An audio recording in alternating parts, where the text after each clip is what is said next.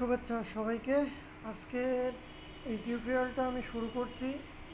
প্রথম প্রথম আজকে আমি স্টেপ বাই স্টেপ আপনাদেরকে দেখাবো। আমি অলরেডি ফেসবুকে পোস্ট দিয়ে ফেলছি যে যারা ওয়েব ডিজাইন শিখতে চায়, তাদের কোনো কোডিং জ্ঞান নেই, কোনো লাইভ প্রজেক্টও নেই, আর কিনা লাইভ কোনো ক্লায়েন্টও নেই। তো আমি যেটা চাচ্ছি যে আপনাদেরকে আমি ওয়েব ডিজাইন শেখাবো একেবারেই বিগিনিং পার্ট থেকে, যেন আপনি সুন্দর করে একটা ওয়েবসাইট তৈরি করতে পারেন। তো ওয়েবসাইটটা তৈরি করার জন্য আপনার কোনো হোস্টিং আমি এখান থেকে নিতে পারবো না, ডোমিনও নিতে পারবো না। তো আমি যেটা করব সেটা হচ্ছে যে আমার কম্পিউটারে লোকাল সার্ভার আমি ইনস্টল করছি এবং সেখানে ওয়ার্ডপ্রেস দিয়ে আমি আপনাদেরকে ওয়েবসাইট ডিজাইনটা শেখাবো। তো শুরু করছি আজকের প্রথম ওয়েবসাইট ডিজাইনের, যেটা আপনি আপনার কম্পিউটারকে একটা লোকাল সার্ভার তৈরি করবেন, তারপরে আপনি সেখানে ওয়েব ডিজাইন করতে পারবেন কোনো রকম ডোমেইন ছাড়াই কিংবা হোস্টিং ছাড়াই। তো শুরু করছি আজকের লিসন। আজকে প্রথম লিসন, হাতে কলমে ওয়ার্ডপ্রেস শিখি, প্রথম পর্ব। আমি আপনাদের সাথে আছি বুলবুল। তো প্রথম যেটা প্রয়োজন, আমরা ওয়ার্ক ফাইল থেকে দেখে নেব আমরা প্রথমে আজকে কোনটা করব। ওয়ার্ক ফাইল আমি অলরেডি রেডি করে রাখছি। আমাদের ওয়ার্ক প্ল্যানের ভিতরে যেটা রয়েছে, প্রথমে রয়েছে ইনস্টল জাম্প্যাক। জাম্প্যাকটা ইনস্টল করতে হবে এই কারণে যে আপনার কম্পিউটারটাকে একটা সার্ভারে পরিণত করতে হবে, যেখান থেকে আপনি আপনার ওয়েবসাইটে কাজ করতে পারবেন। তো জাম্প্যাকটা ইনস্টল করার জন্য আপনারা সরাসরি লিখতে পারেন জাম্প্যাকটা, গুগলে সার্চ দেবেন। গুগল সার্চ দিয়ে যদি আপনি যখনই দেবেন জাম্প্যাক, প্রথম যে ওয়েবসাইটটা আসবে সেটাই হচ্ছে জাম্প্যাকটা। ডাউনলোড করে নেবেন। এটা হচ্ছে জাম্প্যাকটের অফিসিয়াল ওয়েবসাইট, apache.friends.org। এটাই হচ্ছে জাম্প্যাকটের। এখানে বিভিন্ন অপশান রয়েছে। আপনি যদি উইন্ডোজ ইউজার হন, এখান থেকে উইন্ডোজ ডাউনলোড করে নেবেন, সবসময় লেটেস্ট ভার্সনটা ডাউনলোড করে নেবেন। এরপরে যেটা আছে লিনাক্স, এরপরে আছে আইএসও, ম্যাকের, অ্যাপেলের। এখান থেকে এটা ডাউনলোড করার পরে যেটা করতে হবে, ইনস্টল করতে হবে এটা আপনার কম্পিউটারে। ইনস্টল করার পরে আপনি কম্পিউটারটা রিস্টার্ট দেবেন। তবে একটা বিষয় আমি বলবো যে আপনার কম্পিউটারে যদি স্কাইপ চালু থাকে, তখন আপনি স্কাইপটা সাইন আউট করে দেবেন, দেওয়ার পরেই জাম্প্যাকটা ইনস্টল করবো। অলরেডি আমি জাম্প্যাক ইনস্টল করে ফেলছি আমার কম্পিউটারে। তো এখানে যে চিহ্নটা দেখা যাচ্ছে এটা হচ্ছে জাম্প্যাকটের কন্ট্রোল প্যানেল। এটা ডবল ক্লিক করলে ওপেন হবে। তো এরপরে যেটা করতে হবে, জাম্প্যাকটা ইনস্টল করার পরে অ্যাপাচিটা ওপেন করতে হবে। এটা স্টপ আছে, অলরেডি ওপেন আছে। ওপেন থাকলে এরকম হলুদ সবুজ একটা সিগন্যাল থাকবে এখানে। তো দুইটা জিনিস এখানে আমাদের ইনস্টল করতে হবে, একটা হচ্ছে অ্যাপাচি আর একটা হচ্ছে মাইস্কুয়েল।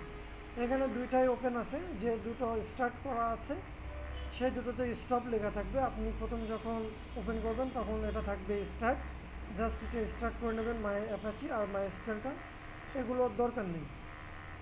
এরপরে যেটা করতে হবে আমাদের ওয়ার্ক প্যানেলে যেটা আছে যে ডাউনলোড ওয়ার্ডপ্রেস, ওয়ার্ডপ্রেসটাকে আমাদের ডাউনলোড করে নিতে হবে।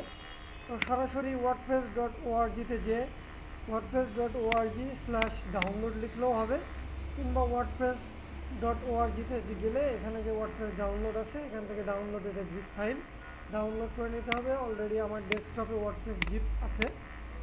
জিপটাকে আমি এক্সট্রাক্ট করে এখানে মূল ফাইলটা রেখে দিছি, লেটেস্ট ভার্সনটা। এরপরে যেটা আমাদের প্রয়োজন যেটা করার প্রয়োজন সেটা আমাদেরকে যেতে হবে, আমাদের কম্পিউটারটা ওপেন করতে হবে জাম্প্যাক ইনস্টল করার পরে। এরপরে লোকাল ড্রাইভে লোকাল ডিস্কে যেতে হবে। লোকাল ডিস্কে যেটা আমরা দেখতে পাবো যে এখানে লেখা আছে জাম্প্যাক, এটা আমাদেরকে ওপেন করতে হবে। ওপেন করার পরে যেটা করতে হবে যে এখানে htdoc বলে যে ফাইল আছে, এই ফাইলটার ভিতরে আমাদেরকে যেটা করতে হবে যে আমরা যে ওয়ার্ডপ্রেসটা ডাউনলোড করছিলাম সেটা এক্সট্রাক্ট করার পরে যে ফাইলটা এখানে আছে সেটা আমরা এখানে দিয়ে দেব এই ফাইলটার ভিতর। তো আমার মনে হয় কি এখানে ভার্সনটা লেখা আছে, এটা রিনেম করে নেব। জাস্ট এটা লিখবো ওয়ার্ডপ্রেস, এখানে আমরা ওয়ার্ডপ্রেস লিখে দিলাম। এখন যেটা করব যে আমাদের সার্ভার যেটা, এটা আমাদের সার্ভারের ভিতরে এটা দিয়ে দিলাম, যে ইনস্টল আছে আমাদের কম্পিউটারে। এখন যেটা করার প্রয়োজন যে আমরা আমাদের ব্রাউজারটা ওপেন করব। ওপেন করার পরে আমরা যেটা ব্রাউজারে লিখবো সেটা লিখবো লোকাল হোস্ট।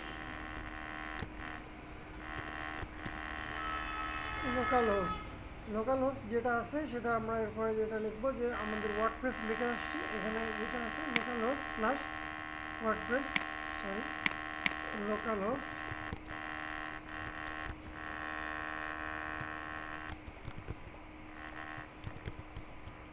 এটাই আমরা লিখব। আমাদের লোকাল হোস্ট এখানে চলে আসছে।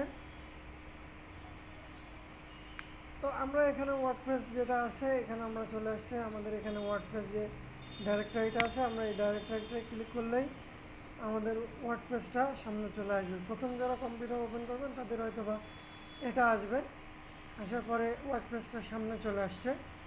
এখন আমাদের ল্যাঙ্গুয়েজটা সিলেক্ট করতে হবে, আমরা আসলে কোন ল্যাঙ্গুয়েজটা আমরা ইউজ করব। তো আমরা সাধারণত ইংরেজিটা ব্যবহার করব, যেটা ইংলিশ মূল যেটা সেটা আমরা ইউজ করব।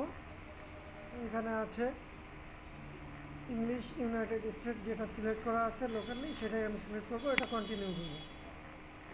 এরপরে যেটা আসবে যে ওয়ার্ডপ্রেস আমাদেরকে কনফিগার করতে হবে, ডাটাবেস নেম তৈরি করতে হবে, ইউজার নেম, ডাটাবেস, পাসওয়ার্ড। তো এখানে ওয়ার্ক ফাইলে আমরা যেটা আছে যে আমরা ওটাকে কনফিগার করে আসছি, যে এরপরে যেটা করতে হবে যে এটা আমাদেরকে কনফিগার করতে হবে জাম্প প্যাকটা।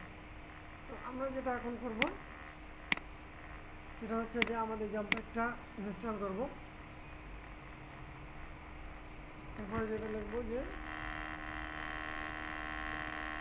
লোকাল হোস্ট, আমরা লোকাল হোস্ট ক্লিক করলে আমাদের লোকাল হোস্টে এটা চলে আসবে। এরপরে আমরা ডিফল্ট ল্যাঙ্গুয়েজটা সিলেক্ট করব, যেটা লেখা আছে ইংলিশ। আচ্ছা, এখানে আমরা এখন বাঁ দিকে দেখছি যে বিভিন্ন ধরনের অপশন রয়েছে। বিভিন্ন ধরনের অপশনের ভিতরে আমাদের যেটা প্রয়োজন সেটা হচ্ছে পিএসপি মাই অ্যাডমিন, এটাতে আমরা ক্লিক করব। পিএসপি মাই অ্যাডমিনে আমরা ক্লিক করার পরে আমাদের যেটা করতে হবে সর্বপ্রথম সেটা হচ্ছে যে এখানে আমাদেরকে একটা ডাটাবেস ক্রিয়েট করতে হবে। এখানে আমাদের ক্রিয়েট এ ডাটাবেস, এখানে আমাদের একটা ডাটাবেস ক্রিয়েট করতে হবে। আমরা এখানে ডাটাবেস ক্রিয়েট করব, ডাটাবেসে ক্লিক করে এখানে আমরা ডাটাবেসটার নাম দেব।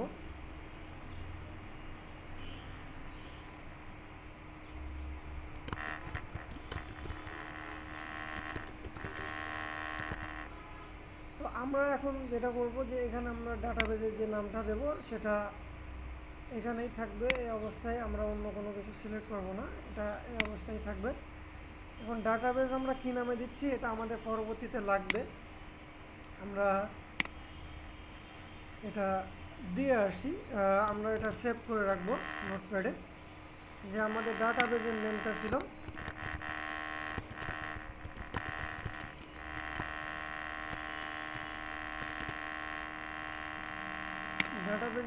ছিল কি নিউ ডাটাবেস।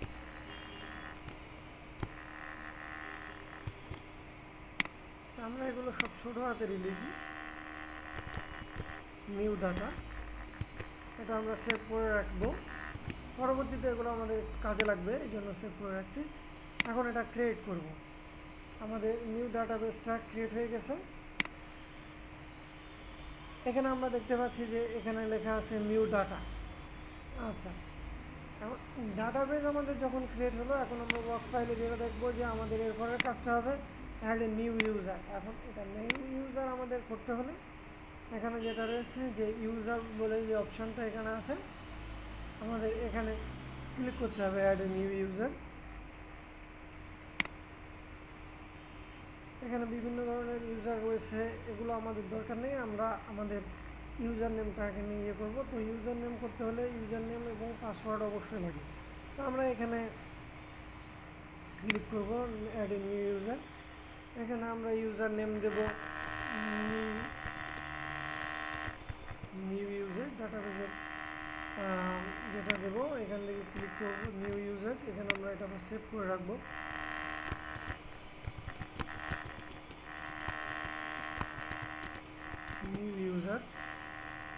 এরপরে যেটা করব যে হোস্ট, আমরা এনি হোস্ট না, আমাদের এখান থেকে হোস্ট যেটা আমরা সেটা লোকাল হোস্ট সিলেক্ট করে দেবো।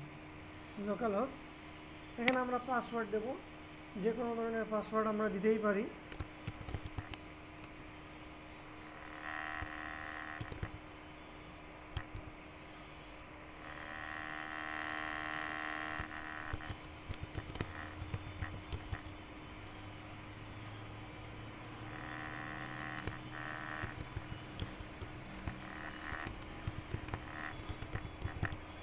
এখানে যে পাসওয়ার্ডটা আমরা দেবো সেখানে আমরা লিখে রাখছি, এবারও এটা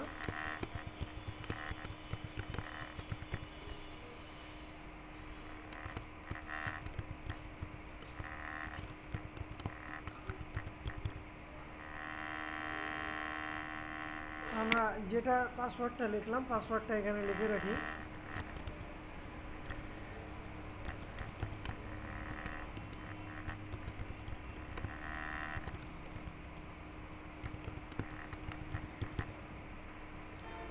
লিখে রাখলাম। এরপরে যেটা সেটা হচ্ছে আমাদের ডাটাবেজ ই করে রাখলাম। এটা এখন যেটা সেটা হচ্ছে যে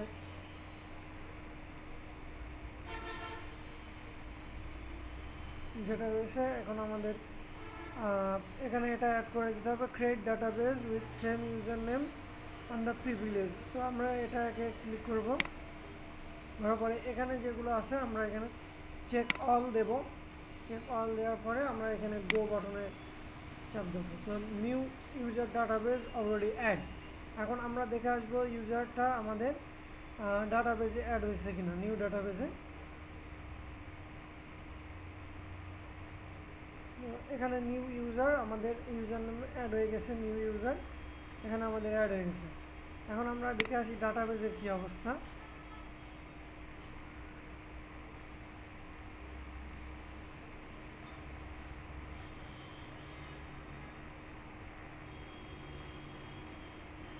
আচ্ছা, আমাদের এখানে নিউ ডাটা এবং নিউ ইউজার নামে দুইটা হয়ে গেছে।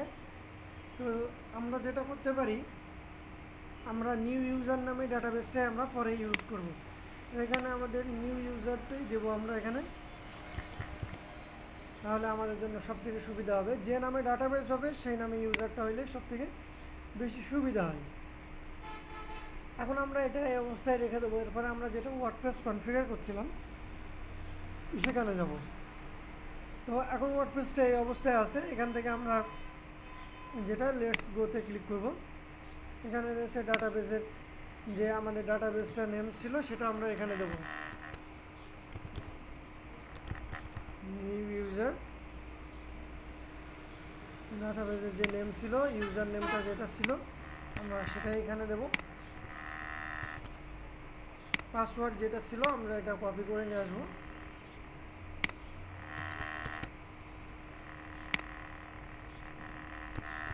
এটা আমরা কপি করে নিয়ে আসলাম, পাসওয়ার্ডটা এখানে দিলাম। ডাটাবেস হোস্ট, লোকাল হোস্ট আমরা দেখে আসছিলাম সেটা। তবে এখন যেটা আপনাদেরকে এখন বলবো যে আপনি লাইভ প্রজেক্ট করেন আর যেটাই করেন না কেন, ক্লায়েন্টের জন্য হোক কিংবা আপনার জন্য হোক, আপনি সবসময় ডাটাবেস যে যে টেবিলটা আছে এখানে ডাব্লিউপি এটা থাকে, তো আপনি এটা চেঞ্জ করে দেবেন আপনার লাইভ প্রজেক্টের ক্ষেত্রে। কারণ লাইভ প্রজেক্টে সবসময় ওয়েবসাইট হ্যাক হয় এই কারণেই যে টেবিলের যে ডাটাবেসটা আছে এটা ট্রাই করে ওয়ার্ডপ্রেসের যেই ডাটাবেসের যে টেবিল প্রফিক্স আছে সেটা ডাব্লিউপি দিয়ে শুরু হয়। তো আপনি এখানে যে কোনো একটা দিতে পারেন। তো এখানে যে কোনো একটা দিতে পারেন, যে এখানে দেওয়া যাক নিউ দেওয়া যাক। এখন আমরা এটা সাবমিট করব। সাবমিট করার পরে যে আমাদের প্রায় শেষ হয়ে গেছে, আমাদের ওয়ার্ডপ্রেসটাকে এখন রান করতে হবে। এখন আমরা যখন ক্লিক করব রান ইনস্টল,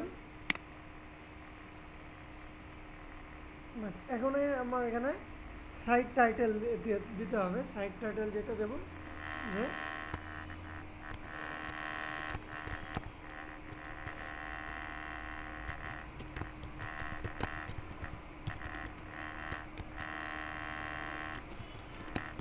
এটা আমি সাইটের নামটা দিলাম। এখন ইউজার নেম যেটা, ইউজার নেম কখনোই আপনার অ্যাডমিন ইউজ করবেন না। এটা হ্যাকিংয়ের আরেকটা অন্যতম উপায়, যে সরাসরি ওয়ার্ডপ্রেসে ইউজার অ্যাডমিন দিয়ে শুরু হয়। তো আমি এখানে আমার নামটাই দিয়ে দিই, না ওয়ার্ডপ্রেস অন্য একটা দিই।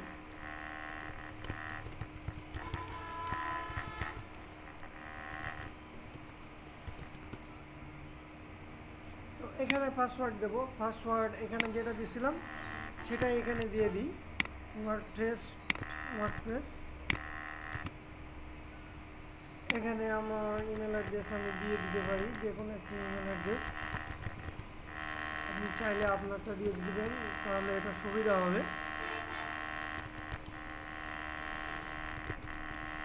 এরপরে যে allow search engine to index this, এটা থাকতেও পারে না থাকতেও পারে, এটা নিয়ে কোনো সমস্যা নেই।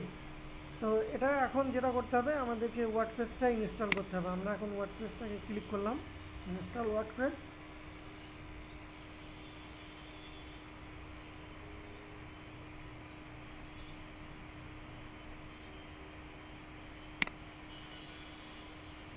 ওয়ার্ডপ্রেস আমাদের সাকসেসফুলি ইনস্টল হয়ে গেছে। তো এখন ইনস্টল হয়ে গেছে ওয়ার্ডপ্রেস, এখন আমরা ড্যাশবোর্ডে লগ ইন করব। তো লার্ন ওয়ার্ডপ্রেস এবং password remember me log in, এটা দিয়ে রাখলাম। এখন এটাকে আমি যেটা করব, যে এটা আমি লগ ইন করবো আমার ওয়ার্ডপ্রেস।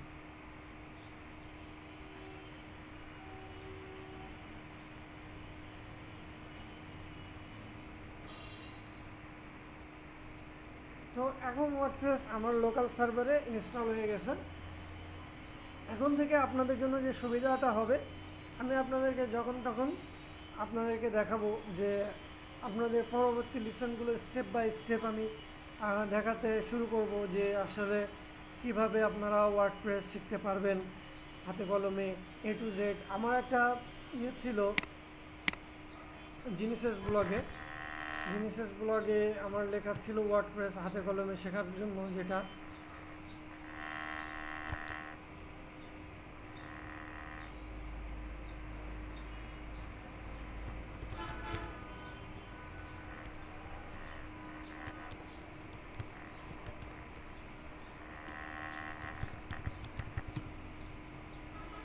তো আমি ওয়ার্ডপ্রেস জিনিসেস ব্লগে আগে নিয়মিত লিখতাম। জিনিসেস ব্লগে একটা টিউটোরিয়াল করতেও চাইছিলাম, যে ওয়ার্ডপ্রেস স্টেপ বাই স্টেপ শেখার জন্য। তো ওয়ার্ডপ্রেস বিভিন্ন সমস্যার কারণে লেখা হয়ে ওঠে না। তো ভাবছিলাম যে লেখা একটু সময় লাগে অনেক, একটা লেখা, সেটাকে রিভিশন করা, ভুলগুলো ঠিক করা। তো ভাবছিলাম যে আবার অনেকেই বলে যে বানানের ভুল আছে। তো ভাবছি যে ভিডিও টিউটোরিয়াল করা শুরু করি। আমার অনেকগুলো টিউটোরিয়াল অলরেডি ছিল ওয়ার্ডপ্রেসের উপরে।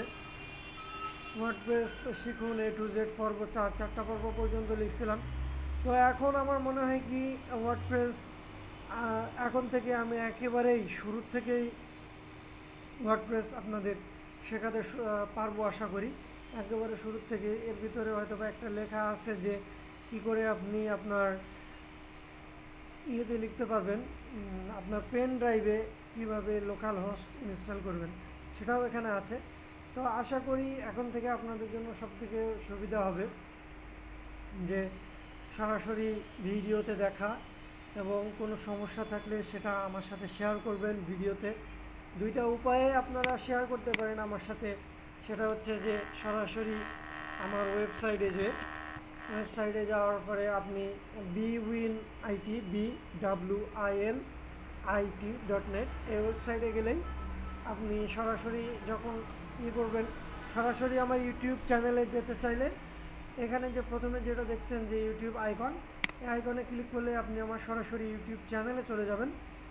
আর দ্বিতীয় যেটা করতে পারেন, যদি আমার ওয়েবসাইটে ভিডিওগুলো দেখতে চান, তাহলে সরাসরি এখানে ক্লিক করবেন ওয়ার্কসে ক্লিক করার পরে এখানে যে ভিডিও ট্যাবটা রয়েছে ভিডিওসে ক্লিক করতে পারেন, অথবা এখানে যে হাউ টু লার্ন বলে যে অপশানটা আছে এর উপরে সরাসরি ক্লিক করলে ভিডিওগুলো স্টেপ বাই স্টেপ চলে আসবে। তো ভিডিওগুলো স্টেপ বাই স্টেপ আসবে, এখানে আমার আগে যে ভিডিওগুলো আছে সেগুলো আসবে, এবং এখানে চাইলে কমেন্ট করতে পারেন ভিডিওতে। আপনি সরাসরি চাইলে ইউটিউবেও ভিডিওগুলো দেখতে পারেন। এখানে ভিডিও যেগুলো আছে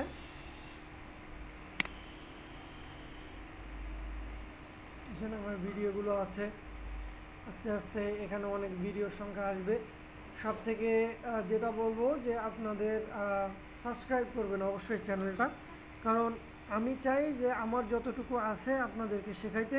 কারণ আমার শেখানো যখন শেষ হয়ে যাবে, তখন আমার ভান্ডারটা যখন শেষ হয়ে যাবে, তখন আমার নিজেকেই নতুন কিছু শিখতে হবে, শিখতে অবশ্যই হবে। তো আশা করি এখন থেকে ডে বাই ডে আপনারা স্টেপ বাই স্টেপ এটা শিখবেন। লোকাল হোস্ট, এরপরে যেটা থাকবে যে ওয়ার্ডপ্রেসের ভিতরে